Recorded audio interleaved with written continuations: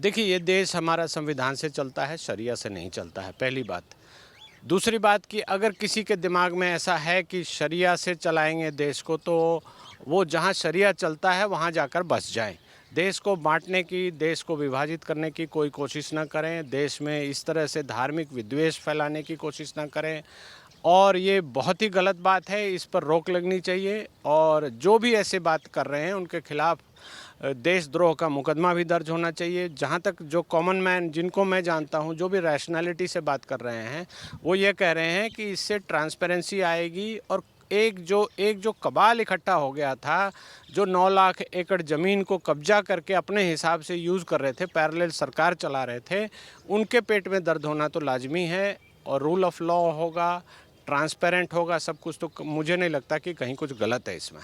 Sir, इसी के साथ अगर हम बात करें all India Muslim personal law board की, जिन्होंने देश में पहले ही 3 प्रदर्शन किए, दिल्ली से लेकर बिहार में प्रदर्शन किए गए, तमाम सवाल ये भी उठाए गए कि अगर सरकार इस कानून को लागू करती है तो हम पूरे देश में फिर एक बार शाहीन बाग बना देंगे। 2021 जैसी स्थिति फिर से एक बार रिक्रिएट करने की कोशिश की जा रही है। क्या लग रहा है कि उस समय पर काफ़ी ज़्यादा करोड़ों का नुकसान केंद्र सरकार को हुआ, जिस तरीके से महीनों तक सड़क को घेरा गया, तो क्या अब इस बार सरकार अनुमति देगी इस तरीके की चीज़ों?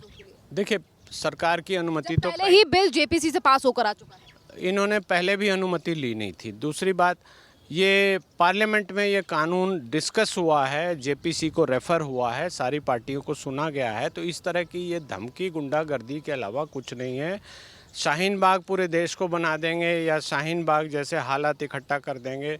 सबसे पहले ये मैं बता दूं कि शाहीन बाग अपने आप में एक ऐसी जगह है जो ज़बरदस्ती डीडीए की जगह पर बनाई गई है, तो सरकार को ये चाहिए कि शाहीन बाग जैसे जगहों को तोड़कर हटाकर डीडीए को दे दे, ताकि डीडीए वहाँ पर प्लानिंग के तहत दिल्ली में सुधार कर सके और दिल्ली में जो कॉलोनाइज़ करके वहाँ ढंग के लोगों को बसाए। अब क्या हो रहा है कि माफिया वहाँ कब्जे में है। शाहीन बाग की जो आम जनता है उनको वो फोर्स करते हैं कि आपको बिरयानी मिलेगी, आप चल के यहाँ धरने पे बैठो। ये हमारे प्रजातंत्र को हाईजैक करने की कोशिश है और कुछ नहीं है। मुझे लगता है कि सरकार को इस पर पूरी तरह से एकदम हावी होना चाहिए कि ये ऐसा आप नहीं करेंगे।